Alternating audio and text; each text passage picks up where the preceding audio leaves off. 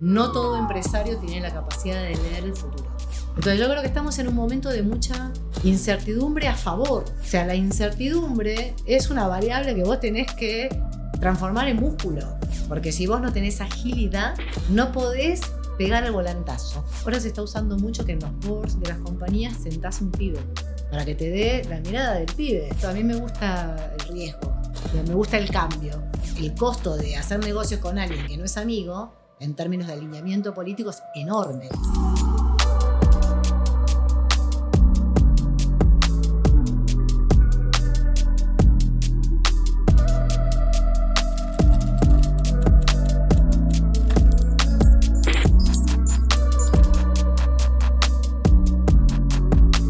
Hola a todos, soy Juan Santiago, CEO de Santex, y les quiero dar la bienvenida a un nuevo episodio del Santex Talk. Este es un espacio donde, como ustedes saben, exploramos ideas alrededor de la tecnología y todo lo que tiene que ver con la transformación de nuestro presente y cómo eso diseña nuestro futuro. Buenos días, Mariana, ¿cómo estás? Buenos días, muy bien. Muy bien. Muy contenta de estar aquí contigo. Bueno, genial. Esto va a ser muy lindo porque yo conozco tu estilo, vos conocés el mío y los dos no nos guardamos nada cuando conversamos. Nos vamos a divertir seguro. Sin ninguna duda. ABC, ¿hace cuánto que está en el mercado aproximadamente? Como ABC, hace 25 años. Okay. Es una transformación de una consultora anterior que fundó mi socio, Dante Sica, que ahí hay que sumar unos 10 añitos más. Okay. Pero digamos, desde que yo estoy, me asocié con Dante y esta idea de cofundadora de ABC, y sí, ya 25 años. Y tienen clientes en Argentina y en otros países, entiendo también, ¿no? Latinoamérica, nosotros decimos nuestro mercado de actuación es Iberoamérica. Okay. Trabajamos con algunos clientes en España. Trabajamos con clientes en Latinoamérica, muy fuerte Brasil, por los temas de integración productiva y algunos sectores que seguimos que tienen mucho mercado en Brasil. Y después también tenemos, de acuerdo también a la industria, bueno, sumamos en México, Perú, Chile. Bueno, muy bien. Y hemos tenido recientemente, ustedes tienen un evento que lo vienen haciendo hace muchos años ya, muy conocido, del cual yo he formado parte por primera vez, pero he tomado real magnitud de lo que significa el evento para Argentina. ¿Querés contarnos un poco sobre el evento? ¿Cómo fue? ¿Ya pasó? ¿Algunas conclusiones? El evento fue la edición 15, así que para nosotros especial porque celebramos la fiesta de 15. Lanzamos también este año como novedad el Hub Global de Negocios de ABCEP, que es un lujo como integrante, espectacular, justamente distintas disciplinas en distintas personalidades que miran el mundo de los negocios a nivel global. Y es un evento que plantea eso en Latinoamérica, no es solo Argentina, sino es un espacio para reflexionar estratégicamente mirando el largo plazo, cosa que en Argentina no es común. ¿Cuál es la oportunidad de la región y de Argentina en el marco de la región? ¿Cómo pensar a largo plazo? Se trabaja mucho geopolítica como un driver hoy fundamental para entender los negocios, y después es un evento de día completo donde toda la mañana se dedica a la geopolítica y a la tarde se piensa cómo hacer negocios en ese marco que se describió y se analizó y se reflexionó en la mañana. Entonces un poco el objetivo es eso, es plantear toda una jornada de reflexión con la característica de la geopolítica en la mesa de decisión, que en Argentina estuvo oculta mucho tiempo, y mirando un poquito los nuevos negocios. Y sobre todo el eje que une toda la tarde es la tecnología como habilitador de nuevos negocios. Okay. Entonces es un poco, bueno, pasamos por todos los nuevos sectores, pasamos por las novedades, entendimos un poco los riesgos hacia adelante. Bueno, a vos te tocó justamente un panelazo, sí. Fue ese, midió buenísimo en la encuesta de satisfacción. Bueno, lindo intercambio ahí desde, bueno, todo lo que hay que tener en cuenta hoy si vos sos un hacedor y una persona que está visionando, digamos, lo que viene. En un momento, a nuestro criterio, del mundo disruptivo y de Argentina, un momento bisagra. Totalmente, y vamos a hablar de eso. Evidentemente, la Argentina está pasando por muchos cambios y eso genera un montón de oportunidades y un montón de desafíos, como sabemos. ¿Cómo traducís vos este contexto, ¿sí? En estrategias para tus clientes? ¿Cómo es que le llevas, cómo haces que la estrategia en la Argentina siempre ha sido entendida como la defensa de, ¿no? Es decir, hemos pensado poco en crecimiento, y más en cómo me defiendo de estos cambios, del constante de la coyuntura, de la incertidumbre, etc. Hoy la Argentina vive otro tipo, digamos, se respiran otros aires. ¿Cómo haces para traducirlo a eso en estrategia no de defensa y sí de crecimiento? Empezamos bien arriba. Linda pregunta. Bueno, Como me gusta. Sí. A ver, en Argentina hay de todo. Cuando digo hay de todo es muy heterogénea la actividad económica y productiva. Entonces vos tenés sectores que siguen en la defensa y piensan con mucha mirada conservadora y corta, chiquita. Y tenés otros empresarios, otros sectores y en otra geografía del país que piensan más largo y que independientemente de la macro o de una situación de crisis, de dificultad y de no crecimiento Argentina, sucede que la micro de esas industrias y de esas empresas trasciende a la macro. Entonces, tampoco es tan cierto que vos en momentos donde todo te va mal, siempre hay alguien que le va bien y hay alguien que le va mal. Entonces, vos hoy lo que te encontrás como novedad es que al país de repente le va bien ¿no? Después de 15 años de no crecimiento, se está conversando que se crece. Entonces, ¿cómo hago para la estrategia? Todavía con algunos CEOs tenés que sacudirlos un poco, tenés que decirle, mirá, todo bien en el pasado, déjalo en el pasado. Si vos creés que ahora es un mundo de quiebre y mirás para el futuro, tenés que crear futuro con elementos que te permiten sostener las hipótesis de futuro. Si vos vas a proyectar en base a cómo te fue en el pasado, hay ahí que no compatibilizás. Entonces hay primero todo un esfuerzo de comprensión del fenómeno, del escenario. Es un poco de por qué hacemos el foro, bueno, para contribuir ahí. No todo empresario tiene la capacidad de leer el futuro. Está muy acostumbrado, seteado. Yo y esto que te dicen del piloto de tormenta lo detesto, porque creo que marcar como atributo ser un piloto de tormenta justamente no te habilita cuando no tienes que serlo. Entonces ahí tenés una contradicción. Exactamente, eso te quería decir, porque una cosa es poder leer el futuro y la otra es creerlo, ¿no? ¿Cuánto de eso ves que te pasa cuando hablas con los empresarios y los CEOs que lideran compañías qué tan creíble es, ¿no es cierto?, esta nueva realidad o este nuevo futuro? Las variables parecerían estar, quizá un líder puede leerlas, pero después tiene que comprar. Bueno, por eso te decía que ahí no hay una sola respuesta. Depende de cuál es tu punto de partida. Porque, digamos, la novedad común es que la macro se estabiliza. Si bien falta un tema cambiario, y hoy para mí el dólar no es relevante la discusión, pero vos tenés una macro que se estabiliza, el mercado lo cree y las empresas lo compraron. La macro estable. Pero en esa macro después tenés la situación de cada industria y la micro de la empresa. Y ahí es muy heterogéneo. Entonces, depende del riesgo de cada uno, si sos averso al riesgo o no, y ahí es donde la personalidad del CEO, la visión del CEO hace la diferencia. Hay gente que si vos querés tener todas las certezas para accionar un cambio, perdiste competitividad, perdiste la oportunidad, llegás tarde. Y después la manera de crecer es desde atrás. Si vos tenés visión, sos el primero. Entonces la estrategia, vos me preguntás cómo haces estrategia, y depende mucho de con quién hablas, porque si al CEO primero lo tenés que convencer y ya vos sabés que no va a ir por todo. Entonces hay un poco que mirar el perfil y también el origen de capital de la compañía. Si vos sos un gerente general de una multinacional, tenés un montón de restricciones. Ese tipo tiene un esfuerzo grande de explicarle a la casa matriz que esta vez Argentina sí y por qué sí. Entonces hay datos objetivos que permiten pensar que podemos tener 2 años seguidos de crecimiento, cosa que no sucede hace años, y que puede ser un buen momento para pensar en que hay que invertir y expandirse. A raíz de esto, clarísimo, ¿estás viendo, por ejemplo, mucho recambio de CEOs en las compañías? Muchísimo. Claro. Muchísimo, pero por esto que te decía, porque antes era un atributo para manejar la defensa, ¿no? Yo digo, sentarse sobre la caja cuando tenés una inflación por las nubes, tenés brecha y tenés un montón de negocios que tienen sentido en la brecha o con la brecha. Entonces, los tipos que ven esa oportunidad, que es un atributo, es difícil, que no están seteados del mismo modo para ver riesgo y crear futuro. No eran CEOs, eran más CFOs. Es decir, Claro, sí, estaban en el total, negocio financiero, total. claro, no en el negocio económico. De hecho, hay muchas, viste, esta cosa de que el CFO pasa a ser CEO, tiene más chances. Si vos mirás, digamos, por eso te decía de la historia y el futuro.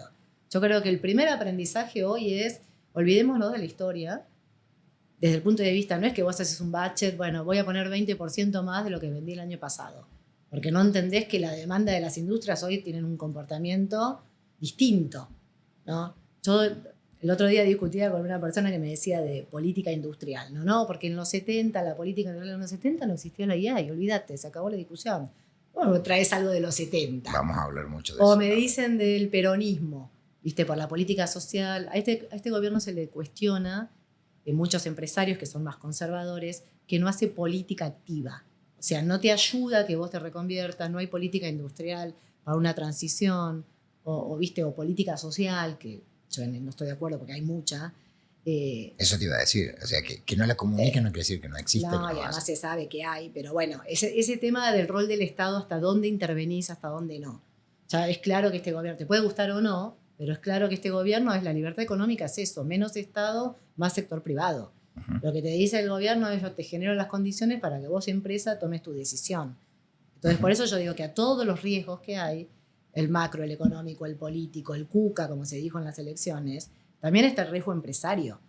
Entonces, el empresario que asume un riesgo es porque apuesta que puede haber, apuesta porque hace una hipótesis de crecimiento. Y esa habilidad no está tan desarrollada, porque es opuesta a la habilidad del piloto de tormenta. Claro. Que vos tenías otro problema. Tenías que lograr que los pesos no se te quemaran, porque la inflación hacía que mañana valga menos que hoy. Tenías que hacer algo con esa inversión, tenías cepo extremo, tenías otra agenda. Entonces digo, no es tan natural pensar que un CEO que es hábil en la restricción pueda ser capaz o hábil en la expansión. Yo Claro. soy de las que piensan que no. Okay. No es una generalidad.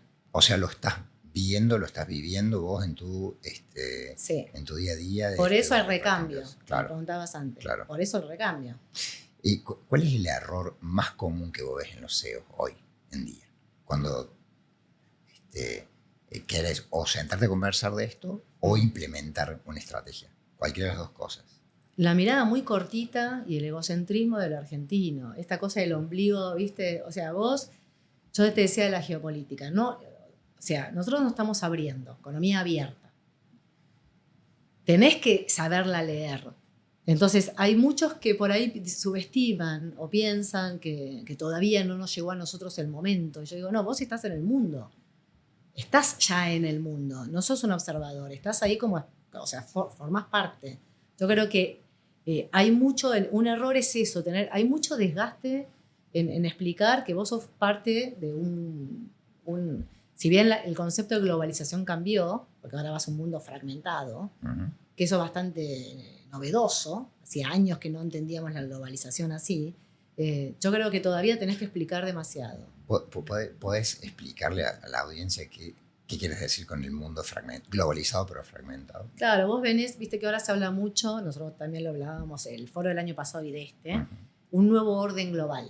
¿Qué es esa idea? Que vos antes tenías un mundo cooperativo, vos tenías las organizaciones, FMI, la ONG, o sea, la OMC de comercio, todos los organismos multilaterales, bueno, ahí se definían políticas cooperativas a nivel global. Entonces había normas que guían la pandemia, ¿no? Por ejemplo, la OMC fijaba reglas para todo el mundo, sugerencias de cómo vos tenías que comportarte frente a determinados fenómenos globales.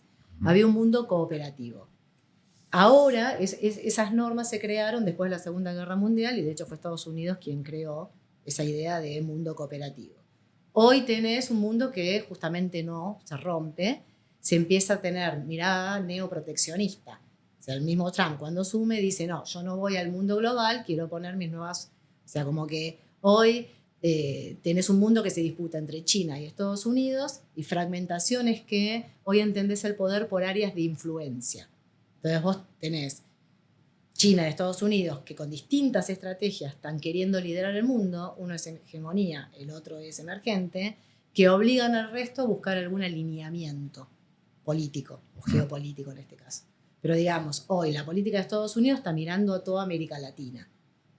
¿Viste? No es, son las normas que se veían antes. Sí. No es esta cosa de que yo coopero.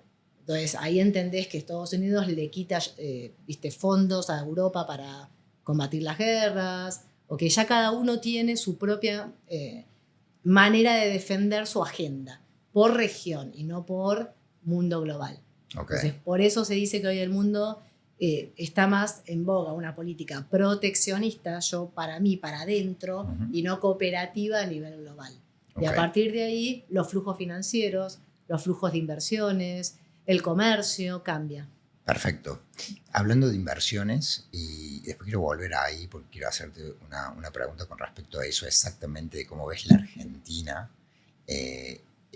Si ves la Argentina haciendo exactamente lo mismo que describías de Trump, o si vos crees que nosotros estamos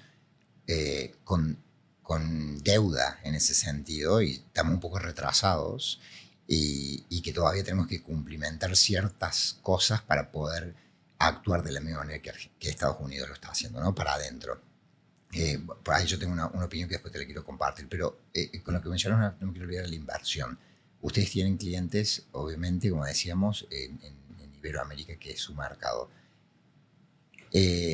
¿Cuáles son los índices, las variables que las empresas que quieren invertir en la Argentina están mirando para tomar una decisión si invierten o no? En pocas palabras, la pregunta es, ¿hemos sido de repente creíbles para el inversor externo o todavía faltan cosas que el inversor externo tiene que ver, que nosotros tenemos que hacer para que la inversión definitivamente llegue? Dos cosas. Primero te respondo corto, Argentina está haciendo lo opuesto a lo que está haciendo Estados Unidos. Después lo retomamos.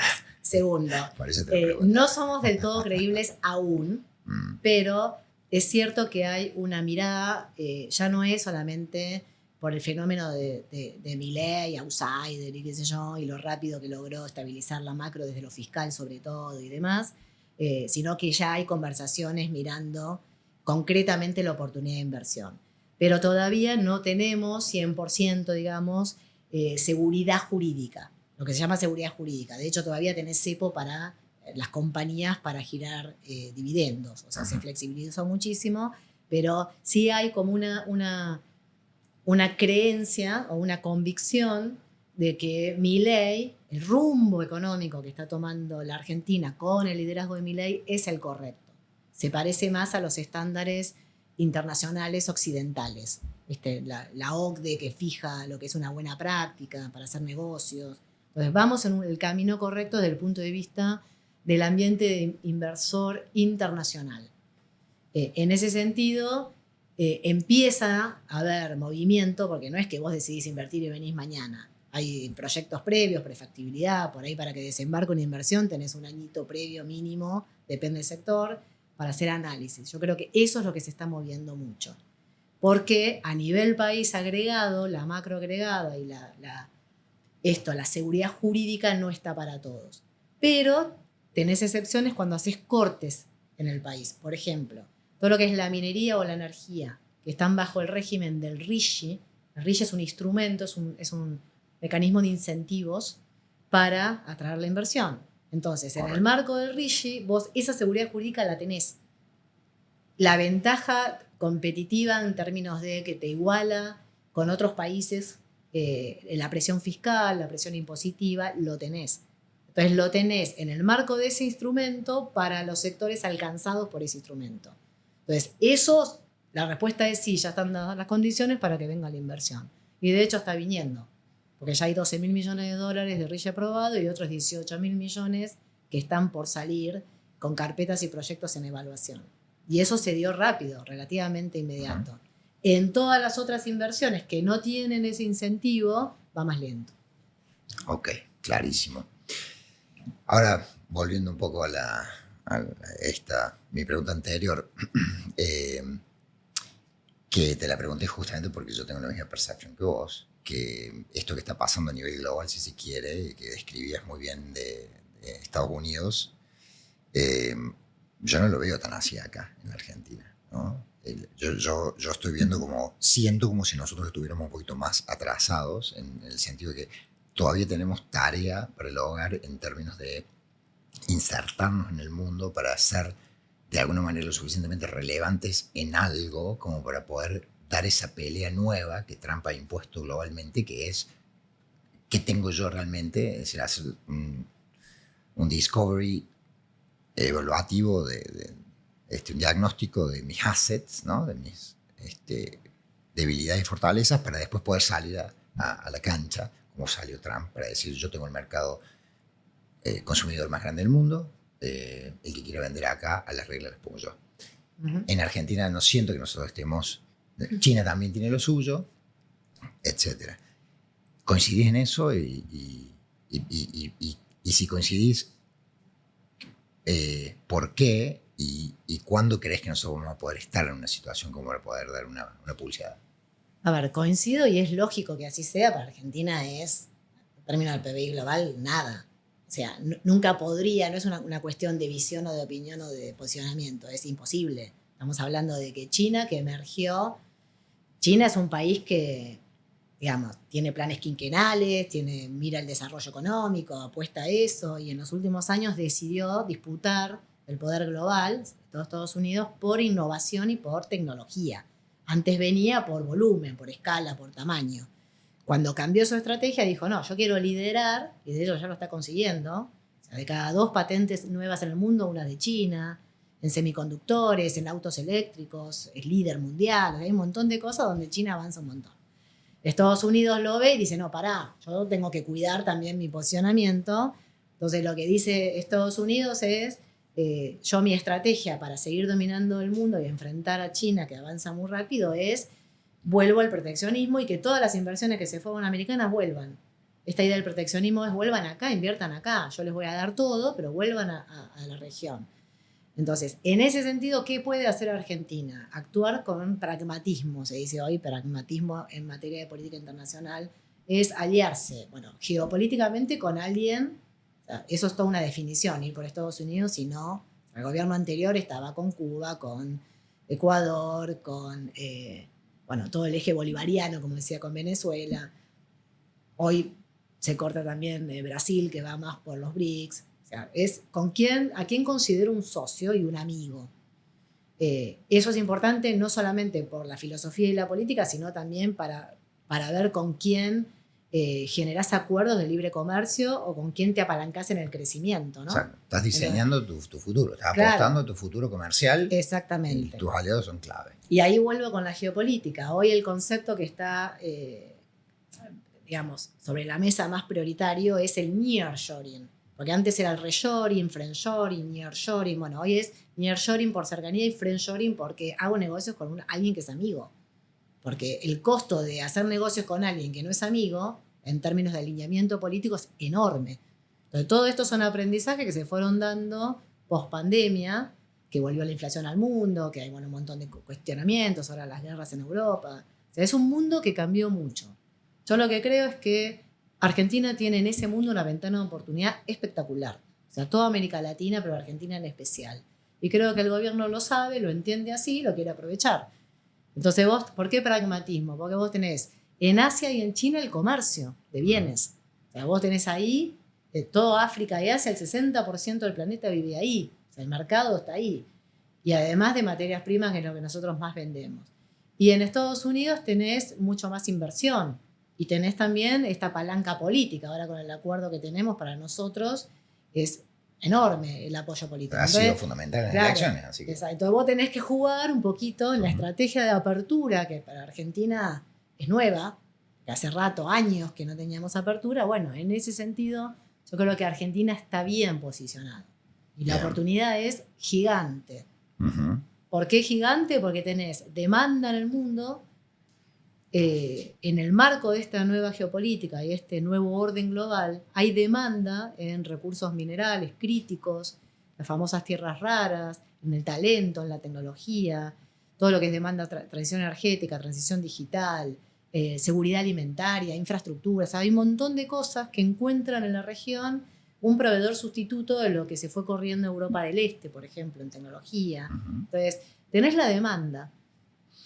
No es menor tener la demanda, tenés que trabajar en la oferta, pero tenés la demanda. Totalmente. Vos sabés que ahí yo tengo particularmente una visión con respecto a, yo creo que la inteligencia artificial, y ahora vamos a entrar un poco en ese tema también, ha beneficiado mucho a la Argentina y en general a todos los países que desde el punto de vista de poder económico estaban en baja, ¿no? Los países menos afortunados económicamente. ¿Por qué? Porque muchos de esos países, y Argentina es el caso, tenemos muchos de los recursos naturales, de estas tierras raras y recursos necesarios para que la nueva economía del nuevo mundo digital funcione. Entonces es muy necesario que nosotros, desde mi punto de vista, no podemos jugar el juego de tenemos mercado consumista como lo hace Asia o Estados Unidos, pero sí podemos jugar un juego de decir nosotros tenemos acá recursos que sabemos son esenciales para... También hay en otras regiones del mundo, también lo sabemos. Ok, perfecto. Pero con esto de que Estados Unidos no está de alguna manera peleando la geopolítica con China en las Américas, Argentina se puede pensar como un jugador estratégico en esa dinámica entre Estados Unidos y China. Eso es lo que yo siempre trato de dejarle en claro al presidente y a la gente que está de alguna manera diseñando estas nuevas políticas y marcos de regulación y de expansión y de inversión respecto de la inteligencia artificial.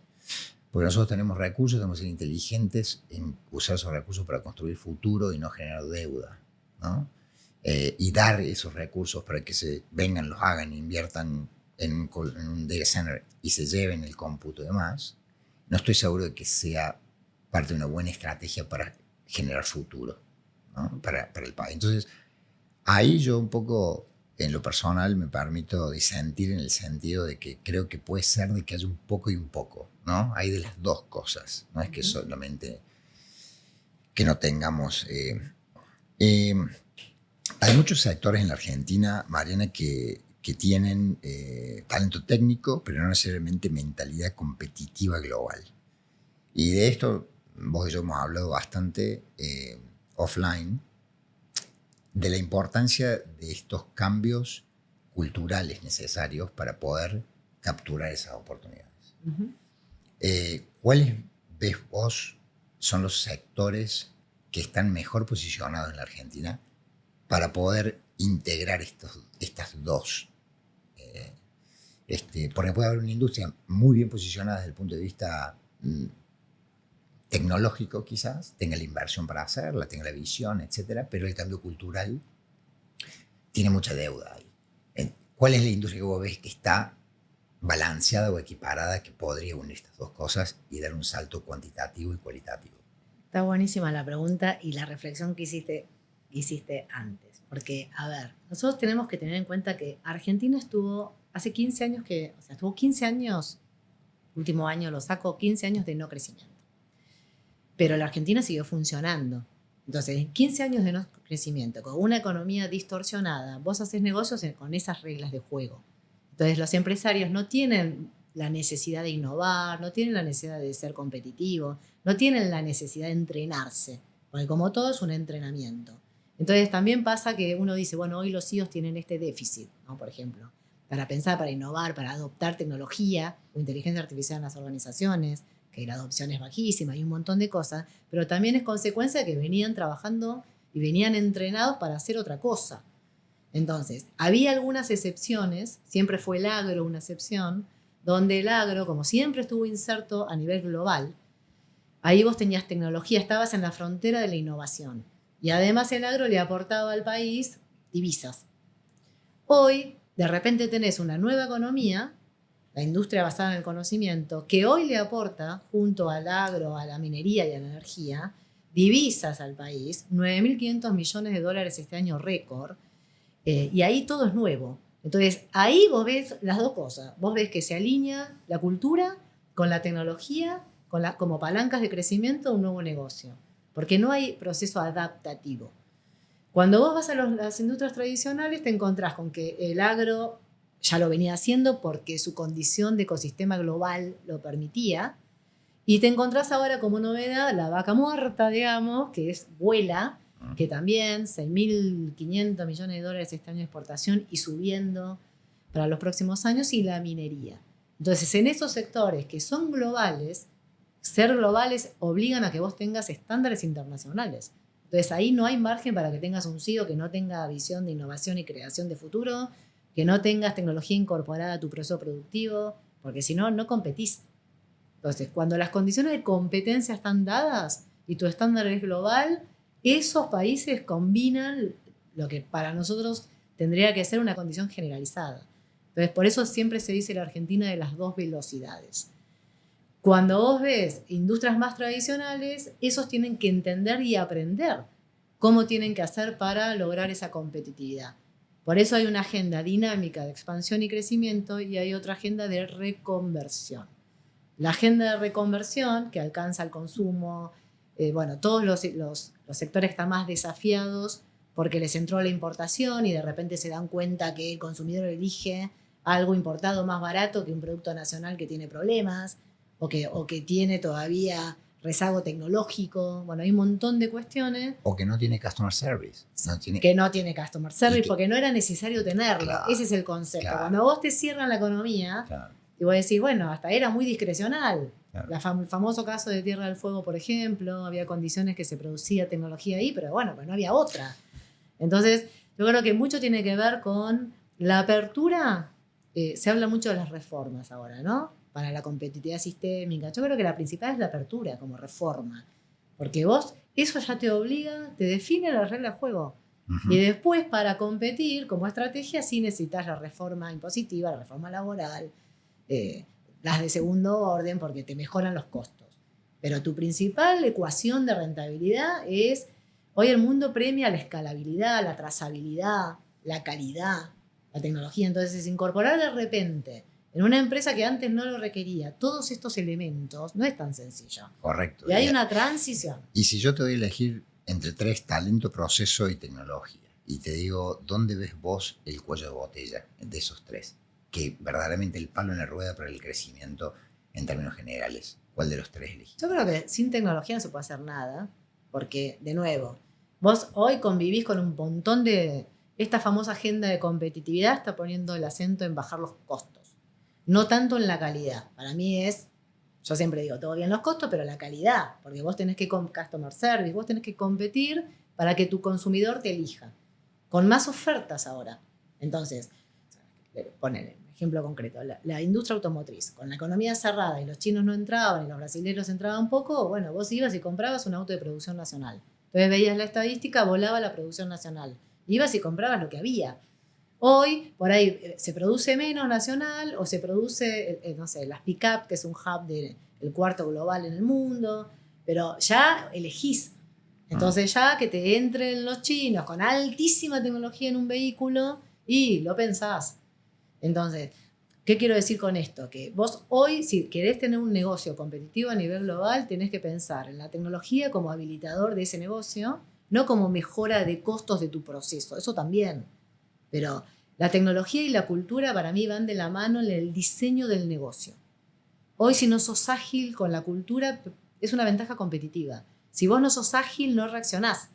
Exacto. Entonces, ¿cómo sos ágil? Con la tecnología y con la lógica del negocio en cuanto a decir, bueno, la diversificación y la escala. Y todo eso requiere data. Entonces, la tecnología te posibilita toda esa decisión estratégica. Si vos solo la pones en el proceso, le quitas potencia al pensamiento estratégico. Vos sabés que te escucho y digo, ¿cuáles son los desafíos, por ejemplo, en Santex que tenemos cuando empezamos a trabajar con una compañía? Por lo general,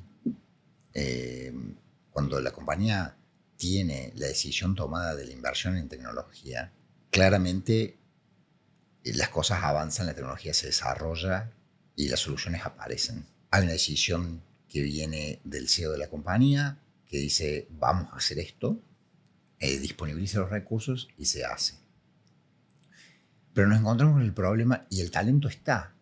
O sea, tenemos talento y tenemos tecnología, tenemos decisión y tenemos recursos para la inversión. A dónde nosotros estamos viendo es que en la parte de la cultura es donde más aguas hacen las compañías para poder...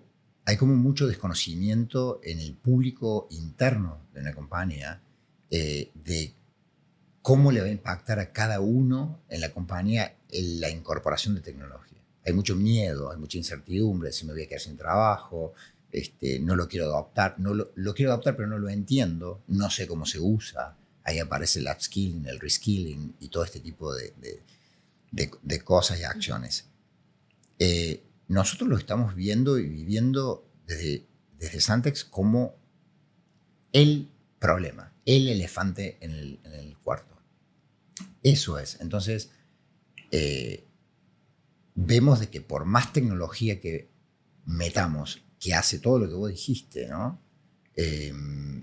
No permea. Es decir, si la organización no tiene esa transformación cultural primero y el entendimiento de estos conceptos que mencionaba antes, queda ahí la inversión y no llega a la adopción la solución. Vos percibís lo mismo, lo ves, lo vivís. Yo lo vivo eso, pero también lo que vivo, lo que te decía antes, que el mercado se está abriendo, ¿no? La economía se está integrando al mundo, quiere decir que hay nuevos mercados. Te doy un ejemplo concreto. Suponete que se firme el acuerdo Unión Europea-Mercosur.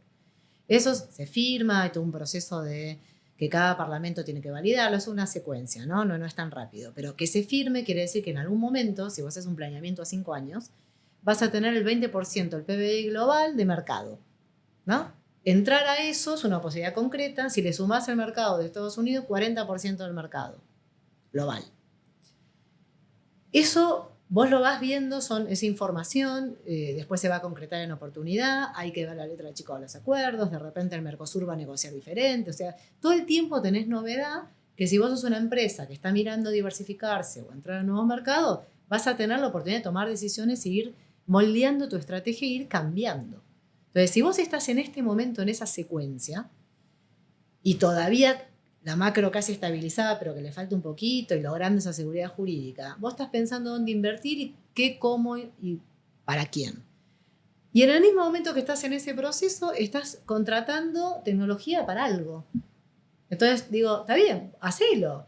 Si vos vas a bajar costos, está bien, es algo que te sirve, pero por ahí después lo vas a volver a cambiar y volver a cambiar. Porque por ahí, si solamente ves un proceso y no entendés el para qué, hacia dónde vas y qué mercado querés conquistar o qué batalla querés, o tenés que buscar un posicionamiento, yo creo que están desacopladas las decisiones. Entonces, no es solamente la cultura de que lo tengo que explicar bien, la gente lo tiene que interpretar, tengo que formar y tengo que incorporar. El tema es ¿para qué hago eso? Porque si yo hago todo eso y después cambio mi foco estratégico, porque no entendí que tal mercado era mejor para mí, o porque de repente el año que viene, como la cosa funciona, me entran 5 jugadores, nuevas inversiones a mi cadena de valor. Y me desplazaron. Me sacaron el 20% del share. Entonces yo ahí tengo que hacer algo con eso. Entonces yo creo que estamos en un momento de mucha incertidumbre a favor. O sea, la incertidumbre es una variable que vos tenés que transformar en músculo. Porque ya sabemos que vino para quedarse. Entonces digo, yo creo que ahí es donde vos me decías, ¿cuál es el principal desafío para el argentino? ¿Dónde ves el principal error? En pensar que el análisis es estático.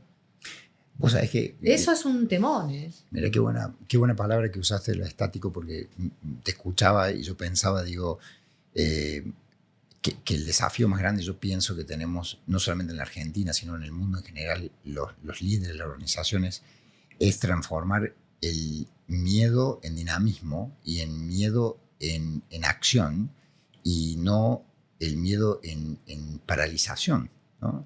Una de las cosas que nosotros vemos mucho en nuestros clientes, en el mercado, en el mundo en general, en las organizaciones, es que esta incertidumbre y esto que vos planteas hay muchos CEOs que se paralizan, están como a la expectativa del ver qué pasa y no se están dando cuenta de que hay un montón de otras corporaciones en sus sectores que están haciendo y no están paralizados. Te voy a dar un ejemplo concreto con esto que hablas del Mercosur y de acceder al mercado europeo y demás. Nosotros tenemos un cliente, tenemos mucha actividad en el sector de agroindustrial y tenemos un cliente muy grande acá en la Argentina que tiene trade con Europa en términos de granos y de repente Europa cambió la legislación y dijo, bueno, nosotros para tal año estimamos de que vamos a exigirle a todos los que ingresan granos a Europa un certificado de trazabilidad de la no desforestación. Bueno, algunos lo adoptaron y lo creyeron, otros no, que no iba a pasar, que lo iban a patear, etcétera, etcétera. Bueno, esta compañía se puso a trabajar en decir, nosotros tenemos que estar listos porque no podemos correr el riesgo de que no nos acepten nuestro producto en la Comunidad Europea por eso. Invirtieron a tiempo, se llegó, se aprobó y ellos ya tenían la solución tecnológica disponibilizada para que el negocio, el flujo no les interrumpiera, ¿no es cierto?, la comercialización con la Comunidad Europea. Ese es un ejemplo, por lo que estás comentando vos, que me parece lo quiero traer concreto, del anticiparse y de no quedarse con el miedo de decir, uy, ¿qué pasa si esto, sino actuar? Totalmente. Y de repente seguís formando parte de esa oportunidad. No, y además ahí yo me preparo una solución tecnológica que me prepare para que mi negocio no se vea afectado. Ahí no es la tecnología en el proceso. Por eso te decía, no es la tecnología de hago más rápido, más productivo, porque ahorré 3 días, porque ahorré 5 personas. Esa también, pero digamos, pensar en términos de cómo tengo que funcionar globalmente, ¿no? Porque también hoy leí a la mañana, me hiciste acordar con este ejemplo, que por primera vez salen 2 barcos de Bahía Blanca, creo que es la compañía Cargill, a China, 40.000 toneladas de soja. Eso es sabor, eso es geopolítica. Claro. Eso no es abstracto. No, eso que hoy estén saliendo 2 barcos y que se estén exportando toneladas de, creo que era soja, a China. Eso es desvío de comercio, porque China por ahí le debe comprar menos a Estados Unidos ahora, porque están peleando el arancel y todo. Entonces, todos esos mercados se abren porque hay una coyuntura de negociaciones que está poniendo Trump, que tiene todo un concepto de disciplinar a los países que tienen déficit con Estados Unidos con el tema del arancel. Entonces, eso, si vos sos un CEO que tenés que estar mirando oportunidad todo el tiempo, bueno, de repente se te aparece una oportunidad por esto.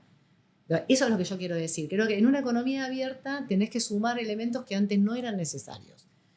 La tecnología te ayuda a ver eso. Lo que tenemos que entender dentro de ese ejemplo también es cómo hacemos eso sustentable en el tiempo, ¿no? Sí. Que no sea oportunístico. No, claro. Porque, viste, hoy están así y después tenemos que trabajar de que nuestra soja sea mejor, de que agregarle valor al producto, de que el barco llegue a tiempo, de que, digamos, la trazabilidad, por eso te decía que es escala, porque en la escala vos bajas costos, diversificación, porque la diversificación mitiga riesgos, y trazabilidad, porque hoy sin trazabilidad no puedes hacer nada. Mi conclusión acá es que la inversión en tecnología ya no puede ser más mirada como un costo. Tiene que ser mirada como una inversión, es estratégico. Total. ¿No? Yo siento eso, siento que si los CEOs siguen insistiendo de que la tecnología es un costo para la compañía, no van a tener éxito. Si lo tienen que hacer como parte de la estrategia de la compañía, tienen que tener una mirada distinta. Bueno, yo creo que esa mirada en tecnología y en cultura. Porque si vos no tenés agilidad, no podés pegar el volantazo. Claro.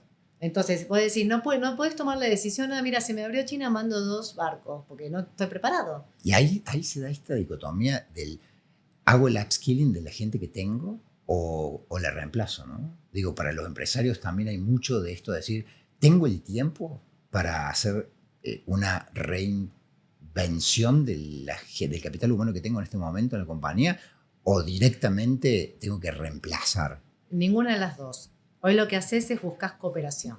Tenés un nuevo paradigma que se busca esto, asociatividad y cooperación. Porque hoy es tan dinámico todo que no te da tiempo para la curva de aprendizaje.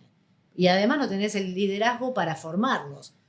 Porque también, es lo que te decía antes, es tan grande el cambio que vos primero tenés que entenderlo, decodificarlo, tomar decisiones, formar gente que forme a la de abajo.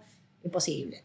Entonces ahí es donde vos ves que hay cada vez más procesos de M&A, que el mundo emprendedor dialoga con el mundo tradicional. Entonces de repente muchas soluciones a problemas tradicionales es, bueno, me compro una startup o hago un acuerdo estratégico con un Mucho partner M&A. tecnológico. Y sí, Claro. Ahora, por ejemplo, las tradicionales que se están reconvirtiendo, ¿qué estrategia están usando? Bueno, el M&A es una, el mix entre producto nacional y el importado, ampliar marcas internacionales que están entrando. O sea, vos tenés que agarrar todo lo que en el portafolio global, todas las opciones que tenés ahí. Entonces es una combinación. Por eso los líderes, lo que decíamos al principio, si vos estás seteado en una cosa defensiva y sos piloto de tormenta, no avanzás en buenas negociaciones con partners estratégicos. Empezás a ver fantasmas donde no lo hay. O pensás que un buen partner es exprimirlo en el costo. Y no, lo que vos tenés que lograr es cooperación. Clarísimo, clarísimo. Realmente, sí, que después, ¿no? Me estoy imaginando cuántas compañías hemos hecho M&A en el mundo y inmediatamente el desafío que se te viene es el clash cultural, ¿no? De nuevo, caemos sobre la base de la cultura, del decir, bueno, entiendo de que comprando una compañía que hace algo que yo no hago y lo entiendo fundamental a mi estrategia de negocio a mediano y largo plazo, después cómo lo transformo en valor a eso en mi core, ¿no? Porque empieza culturas. Claramente todos lo sabemos, una cultura de una startup no es la misma que una cultura de la corporación. Totalmente. Y yo lo he visto de esto day in, day out, impresionantemente en las compañías. Entonces, qué importante, por eso vuelvo un poco a estas tres cosas, ¿no? Tecnología, proceso, talento. Qué importante que es desde el punto de vista de la cultura, tener una cultura que vive esa agilidad, esa adaptabilidad, esa flexibilidad, esa elasticidad, esa plasticidad, ¿no? Para poder, que si estratégicamente la compañía necesita hacer un M&A de algo que es core a su negocio para ser relevante en el mundo nuevo, que lo puedan hacer y que el costo sea simplemente el del M&A. Y que no sea, digamos, todo el costo cultural que se conlleva, ¿no? Por eso yo te decía que ser ágil hoy es una ventaja competitiva. Mariana, sos reconocida por impulsar equipos diversos y un liderazgo más humano. ¿Sí? Eso está claro. Sí, sos así. De esa experiencia, ¿qué impacto concreto ves de la diversidad en la calidad del análisis y de la estrategia? Fundamental. Fundamental. Y hoy, sobre todo, con esta bisagra de decir, tenés que combinar las dos cosas. Porque, digamos, primero que no se puede saber de todo, ¿no? O sea, el desafío hace que vos, como líder, hoy el liderazgo está cambiando un montón, es un liderazgo más transversal, es un liderazgo más de que impulsás conversaciones. Te podés equivocar, viste, la cultura del error. Bueno, todo eso que aprendemos en el mundo emprendedor es fundamental incorporarlo y saber incorporarlo en una dinámica más tradicional. Y hoy es lo que te decía antes, que nosotros lo estamos viendo. Yo soy mentora de Endeavor y formo parte, decidimos hace unos años entrar al mundo Endeavor para aprender, para decir cómo conectamos lo que pasa acá con lo que pasa acá. Yo voy a Endeavor, experiencia Endeavor o foro ya que vos fuiste muchas veces, y voy al coloquio de ideas. Y después hago mi foro. Claro. Bueno, entonces digo, todo eso es la comunidad de negocios de Argentina y Latinoamérica. Pero bueno, es muy diferente. Entonces yo creo que hoy tenés que... Ser humano te acerca, te da... es necesario. Y porque es mucho lo que uno pone, ¿no? Tenés que relajarse un poco, abrirse, entender del otro. Yo creo que eso es fundamental y sentirte cómoda en ese proceso también, ¿no? Porque estás todo el tiempo aprendiendo. Qué importante. Eso me parece que es clave. ¿Cómo queda claro que el techo en las organizaciones se lo ponemos nosotros los líderes, ¿no? Sí, es cada vez es más evidente, ¿no? Eso. Y en las culturas, por ejemplo, el change management, que ahora está un montón, que te dicen, bueno, el líder tiene que comprometerse. Pero el líder tiene que comprometerse bien, porque si no, resta. Claro. O sea, hoy decimos, todos sabemos y decimos que la inteligencia artificial es fundamental, pero no sabemos adoptarla. Los números son bajísimos, vos sabés más que yo. Hay una brecha brutal ahí. Hay mucha adopción en la parte individual.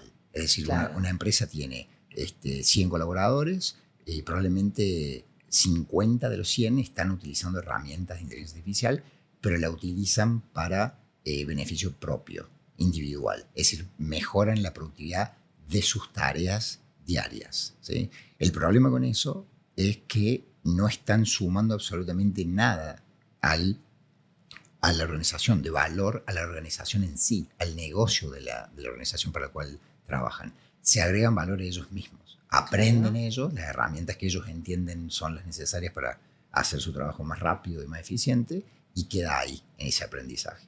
Entonces, el desafío que nosotros vemos en relación a lo que vos mencionas es ese, que las organizaciones sin un plan estratégico de adopción de inteligencia artificial no van a realmente tener mucha opción, ¿no? Es que además seguramente cada persona lo hace en la base de la pirámide o de la estructura organizacional como iniciativa propia. Claro. No hay una política ahí. Por eso, no hay un plan, no hay una estrategia. Un plan. Pero además, yo digo, hay que saberlo liderar el plan. Por eso digo, es un tema de velocidades. El CEO lo entiende, lo comprende, lo dice, lo predica, pero después hacerlo es un proceso adaptativo. 100%. Por eso en la diversidad que vos me preguntabas, poner jóvenes, ahora se está usando mucho que en los boards de las compañías sentás un pibe para que te dé la mirada del pibe, desde su experiencia, que es otra, desde su cabeza, desde cómo viene, cómo habla, cómo se relaciona. Entonces la diversidad no solamente de hombre, mujer, o sea, diversidad o sea, todo es multicultural, las edades, las generaciones, las industrias de donde venís. Otra cosa que se utiliza mucho a nosotros nos funciona cuando hacemos estrategia es inspirarnos en industrias que no tienen nada que ver con la industria que estamos trabajando, porque de ahí sacás elementos, mucho insight estratégico que te ayuda a pensar, no buscar el benchmark del que lo hizo bien en tu industria, buscarlo en otra, ¿no? Porque eso es otra perspectiva. Entonces, a veces la diversidad, venga por cualquier lugar, para mí lo importante es otra perspectiva. Que es distinto otra perspectiva a pensar fuera de la caja. Pensar fuera de la caja, obvio. Status quo no va más. Pensar distinto, pero otra perspectiva. Porque para pensar fuera de la caja tenés que tener un disparador. ¿Quién te lo da el disparador? No es tan fácil. Entonces me parece que ahí hay también es cultura también. La cultura creativa, la cultura de innovar. Hay mucho miedo a la innovación. Yo creo que eso también es un temita en la cultura. La gente es apática a innovar. Sí, y sobre todo innovar con diseño, ¿no? Mundo, muchos de los problemas que tiene el mundo hoy creo que tienen que ver con esto de haber innovado durante muchas décadas sin un claro diseño de los impactos de esa innovación. Impactos te hablo no del obvio, que es el grado 1, sino del grado 2, 3 y 4, que son los grados que vienen después de que la innovación es adoptada por el usuario.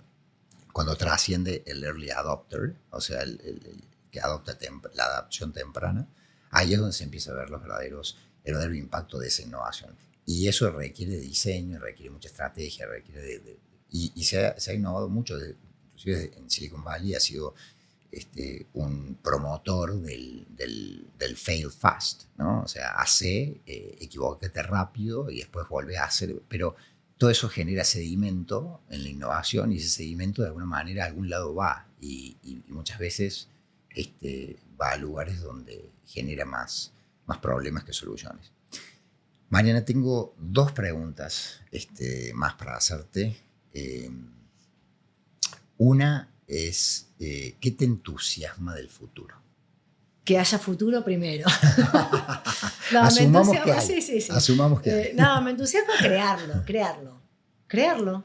O sea, yo siempre pienso que va a haber más cosas, que siempre va a ser mejor, y que este desafío de ir imaginándolo, ¿viste? La tecnología es fascinante. todo lo que podés hacer con la tecnología. La verdad que yo los escuchaba en el panel del foro, un intercambio que tuviste ahí con Antonio, que decía, bueno, vamos a tener que convivir con las nuevas especies. Y te decís, ¿qué es esto? Pero además yo creo que eso está a la vuelta de la esquina. Está haciendo. Claro. No está a la vuelta Porque de la esquina. está pasando. Pero para mí, que no lo veo cerca, igual creo que lo voy a ver en 5 minutos. Claro. No lo veo tan lejano. Por eso te decía al principio que uno, viste, a veces uno dice, no, eso pasa en Europa y acá no. Si vos estás comerciando o estás viajando o estás en Europa también. Entonces digo, bueno, Europa o cualquier lugar del mundo, me entusiasma entender, me desafía y hasta que, viste, quiero entender cómo poder aprovechar todo lo que hay en función de mi bienestar, el bienestar de mis equipos, la trayectoria de la compañía. Me parece que hay que estar siempre adelante. Porque, bueno, nosotros, uno de los valores de ABC es ese, ¿no? Nosotros también, nosotros somos una consultora boutique, capital nacional, trabajamos en Latinoamérica, pero competimos, por ejemplo, con una McKinsey. Entonces vos decís, el hecho de competir con grandes multinacionales, siendo nosotros una compañía que mantenemos esta cosa de de estar en Latinoamérica, y como somos parte de Latinoamérica lo entendemos mejor, claro, que un desk research que te pueda hacer. Pero si no somos siempre buenos y no mantenemos la calidad como valor distintivo y no estamos siempre en la frontera de la innovación, no le competís a un McKinsey. No es tan fácil. Tenés que tener todo. Tenés que tener todo, claro, hacerlo claro, bien y estar y no te podés relajar, porque nosotros decidimos jugar en un partido donde la competencia es otra cultura, la multinacional, otras marcas, que muchas veces la marca admite que no seas tan bueno porque total está la marca. Eso también pasó. Antes un gerente general te contrataba, me lo dijo McKinsey. En nuestra industria pasa un montón. Bueno, nosotros tenemos una presentación que le hacemos a las corpos cuando nos llaman para trabajar con nosotros, que dicho sea de paso, cada vez pasa más esto. Antes era en menor medida, que el primer slide empieza, contratamos a IBM, sabíamos que nos iba a ir mal, pero queríamos proteger nuestro trabajo. Claro, bueno, nosotros también, la consultoría es típica. Pero por eso te digo que si yo no estoy pensando en qué futuro voy a tener y qué quiero hacer, siempre estamos creando futuro porque lo necesitamos. Es como estamos entrenados, digo yo, para eso, porque sin eso no tengo, o sea, forma parte de lo que yo entiendo es mi propuesta de valor integral para competir en el mercado donde quiero estar. Porque yo no voy al mercado del tier 2, yo estoy en el tier 1 con una propuesta bien diferencial, pero la tengo que trabajar permanentemente, no me puedo relajar, claro, porque es parte, bueno, de nuestra filosofía. Entonces, para mí lo de estar siempre tratando de traer cosas del futuro al presente es como es una práctica bastante habitual. A veces chocás, pensamos, hemos hecho cosas cuando todavía el mercado no estaba preparado. Hemos invertido fortuna en cosas que decir, ¿para qué lo hicimos? Lo veíamos nosotros, después no lo pudimos sostener y pasaban 2 o 3 años y justamente avanzaba otro en eso y decís, era la idea correcta en el momento equivocado. Muy temprano, ¿no? Sí me habrá pasado. Sí me habrá pasado. Dios mío. Entonces, eso, pero sí, prefiero el equivocarme. Sí, tempranamente. Sí, pero equivocarme en cosas de apuesta al futuro. No equivocarme en otro tipo de cosas. Sí. En las cosas que, bueno, me equivoqué porque estaba apostando demasiado. Claro. Yo invierto, a mí me gusta el riesgo en general. Me gusta el cambio. Yo me mudé 10 veces, por ejemplo. ¿No? Que viste que te dicen que los motivos de mayor estrés, la mudanza, los divorcios y la muerte. Bueno, claro. Yo el otro día justo le decía a una amiga, ahora estoy viviendo en un departamento, es el 10º. ¿Viste? Y a mí me gusta. Entonces, y otro te dice, ay, ¿no estás estresada de mudarte? No. Porque para mí forma parte de lo que estoy haciendo en ese momento. No sé. Un poco exagerado el ejemplo, pero digo, bueno, si yo considero que yo lo hago, necesito, lo hago. O sea, me hace acordar algo que hago yo, que practico, es que yo me siento en la mesa, en mi casa, en distintas sillas. Ah, mira, sí, bueno, eso suena más a un talk. Porque, bueno, vos es que puede ser, sí, puede ser, ahora que me lo decís, pero lo hago porque me da esa sensación, porque me pone incómodo.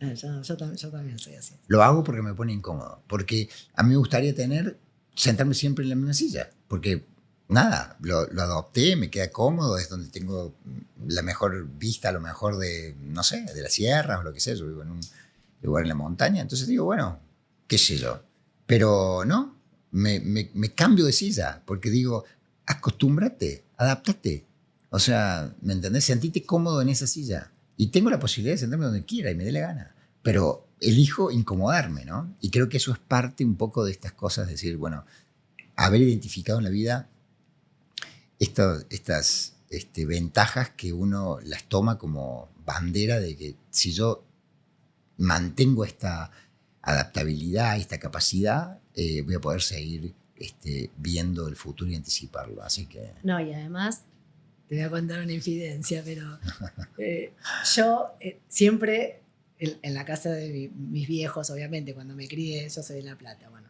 hasta que me fui a los 24 años, siempre me senté en el mismo lugar de la mesa. Y siempre miré la televisión de costado, porque yo me sentía en la punta y la televisión estaba... Yo siempre y actualmente miro la televisión de costado. Yo no te veo la televisión de frente, me siento más cómoda viéndola de costado. Hablando de tocs. Sí. Mira. No, esto no es un TOC, es una deformación. Entonces lo que digo es que a veces esto de buscar los cambios es que si no, vos tenés que... Yo tengo un compromiso, trato de tenerlo con lo que yo entiendo, pues todo es subjetivo, la excelencia, ¿no? Compromiso con superarte, con la excelencia. Si vos siempre haces lo mismo, empezás a incorporar estas cosas que ya son malos hábitos. Claro. A mí yo no me doy cuenta que miro la televisión de costado. Entonces a veces me dicen, ¿por qué mirar la televisión así? Si te puedes sentar acá. Y porque para mí es cómodo. ¿Entendés? Claro. Entonces, volviendo a lo de la incomodidad, a veces te tenés que darte cuenta de que si no cambias a tiempo, podés incorporar un hábito que no te va a ayudar. 100%. Y te agrego una más, que a medida que uno... Esto lo vi nada más que el Mercosur, ¿no? Estoy contando la evidencia de que miro de costado. No estoy seguro, pero bueno. supongamos que sí. Bueno. Pero es que lo otro es que es difícil y autoimponerte el cambio. Claro, pero a mí me encanta. Porque en definitiva, al final uno puede decir, bueno, trabajo por una corporación determinado, me cambiaron de lugar, de escritorio, me mudaron del piso 9 al 8, o, bueno, no sé, lo que fuere. Pero es algo que te lo impone tu jefe o tu... Cuando vos sos el jefe, y claro. cuando a vos nadie te puede venir a decir, mira, no voy a sentarte acá, sentate allá, que vos elijas hacer ese cambio, para mí tiene un valor superlativo en el sentido del esfuerzo que tenés que ponerle y la claridad para decir, me voy a incomodar a propósito. Sí. Bueno, ¿no? Eso es porque soy la dueña. Claro. Es como un poco, tiene que ver con decir, no lo hago yo, ¿quién lo va a hacer? Clarísimo. Bueno, mi última pregunta, Mariana, que esto ha sido un plasticho. ¿No te hice alguna pregunta que pienses que te debería haber hecho en este contexto antes que te No, la verdad que me fluyó muy bien. Me pareció como hermoso. muy... Sí, me buenísimo. Bueno, entonces mi última pregunta tiene que ver con esto del foro. ¿Vamos a ver más foros? ¿Vamos a... ¿Sí? ¿Alguna cosa que quieras compartirnos? Te contaba que el foro celebramos 15 años. Entonces ahora es como un hito cumplido. Y bueno, realmente nos fue muy bien, fueron 1.200 personas, superamos todos los objetivos. Y el foro no es solamente ese día de foro, de debate, digamos, sino hay una cena previa, bueno, hay distintas actividades en la semana. Este año que inicia ahora, el 2026, vamos a hacer un preforo con los miembros del Hub Global de Negocios, por supuesto, con vos, con un rol central, porque todo el paraguas conceptual, siempre buscamos un paraguas conceptual para darle una coherencia a todas las conversaciones, los paneles. Y este año va a ser la tecnología la tecnología como habilitador de negocios, todo el paraguas conceptual. Y la cultura también como palanca de crecimiento. ¿Por qué? Porque creemos que ya la economía se va a abrir, ya la geopolítica no es una novedad, ya está accionable en planes y ya se está trabajando mucho en eso, en los boards de las compañías. No va a ser un año con calendario electoral y los planes de reconversión ya van a estar como una fase 2, le digo yo. Esto que hablábamos antes. Ya no es la agenda de competitividad solo para bajar costos, sino es cómo creo valor. Inclusive antes se hablaba mucho de resiliencia, ¿viste? Yo digo, no, resiliencia todo bien en épocas defensivas. Ahora es innovación para crear valor. Y si pensás en innovación y en creación de valor, tenés que entender cómo la tecnología es un aliado para eso. Ya no es solo la ventaja competitiva, sino es un habilitador del negocio, está en el core. Y a partir de ahí, todos los otros debates que bajan a ese paraguas. Entonces, en el mini foro o en el preforo, que lo vamos a hacer antes del Mundial, porque el año que viene el Mundial. Va a estar bravo el año que viene. Sí, bueno, vamos a trabajar en un grupo entre el Hub Global de Negocios y algunos CEOs de algunas compañías que estaban pensando a quiénes vamos a convocar, todo un trabajo de reflexión estratégica para que de ahí salgan después los grandes ejes que van a ser los disparadores de los debates del foro. Excelente. Bueno, buenísimo. Muchas gracias por compartir eso con nosotros. Gracias, Mariana, por tu tiempo, por toda la información que nos has dado, compartir tus pensamientos, ideas, reflexiones. La verdad que han sido, como siempre, súper útiles y valiosas. Bueno, y a la audiencia me gustaría agradecerles también por acompañarnos una vez más. Y si les gustó el contenido y la charla, por favor compartan, comenten, y que es la manera de difundir este tipo de valor en el ecosistema y en la comunidad. Muchísimas gracias y nos vemos en el próximo Santex Talk.